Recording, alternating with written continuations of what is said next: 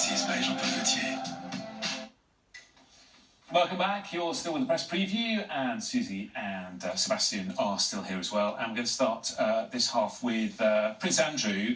This story in the Express. Andrew's in calmer waters at Regatta after sex scandal storm. He's been seen out in public since this all exploded. Yeah, he's come back from his golfing holiday and has been wearing a big smile. But there's an awful lot of issues here. Now, there was this photograph that emerged from Mar-a-Lago on the front page of the Daily Mirror yesterday, which shows the prince, who was then 40 in the year 2000, picture with Donald Trump and his then girlfriend Melania, Jeffrey Epstein and Ghislaine Maxwell, who was later accused and denies procuring young girls for Epstein, who later confessed to some child abuse and was accused of further trafficking. Now, what's really fascinating is this is in 2000. Okay, and many people would say, well, hang on, he's not to know any of the stuff we now know about Donald Trump or Jeffrey Epstein, then he can go and party with them. But Donald Trump in 2000 was known to be a highly indebted property magnate, a suspected mob front, for his company, that his father had been a KKK sympathiser, that he was a draft dodger, and that the family fortune was built on brothel keeping. That was known in 2000. Jeffrey Epstein, it was known in 2000, he was a tax exile living in the Virgin Isles, and was suspected of involvement in the collapse of a £500 million Ponzi scheme. Ghislaine Maxwell was known to be the youngest daughter of a man who fell off a yacht with owing nearly £500 million, which he'd stolen from pension funds. That has nothing to do with her. No, but she was the daughter of this man who had fallen off a yacht with £500 million missing in pension funds that had affected 32,000 of the Queen's subjects. Any other royal who had met any of these people would have given them a very wide berth, just for the sense of disgrace. Not because they've done anything any worse that we now know.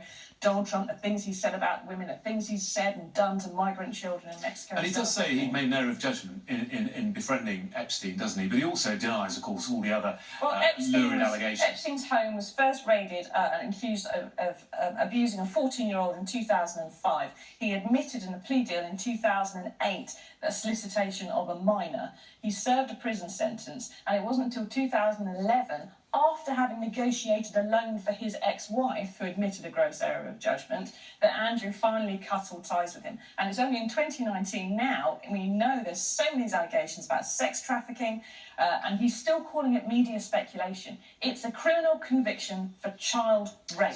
It's that simple. I think the problem for the royal family is that more and more revelations keep on coming, and this is by far not the end of it as well. There'll be more pictures of the questionable people that the Duke of York has hung about with over the years here, and I don't really know how this thing ends, because he can't be sacked from a job. He doesn't have a professional career. He's always going to be the Queen's son. The only thing I can really see him is retreating from public life in some way. If this thing keeps on going, he's basically cut off by the royal family. He's continuing his professional duties, pictured here at the 175th Dartmouth Royal Regatta, and is smiling and going about as he does. But I just think this story is going to snowball and snowball, and the media strategy from the palace, I think, has been very odd, because they put out that incredibly weird statement last weekend, which was signed by Andrew himself. It was signed by Andrew himself, which sort of outlined what he hadn't done with Jeffrey Epstein, and apologised, as you said, for having a connection. Media speculation. But called speculation on stuff where there is hard evidence, photographs, which you just can't get. Admitted holidaying him twice a year for 12 years, and still didn't know him very well. And what's really fascinating, this particular picture in 2000, at the time the Prince was a Royal Naval Commander, he was working in the Royal Navy, and he was the chairman of Outward Bound. There was no earthly reason for him to be guest of honour at Mar-a-Lago with this controversial property magnate and a controversial tax exile financier. Why he was there, why he felt he should be guest of honour, what he was doing, why he thought he should be socialising with these people. Well, you can make an error of judgment without doing anything illegal, which of course is what he is saying.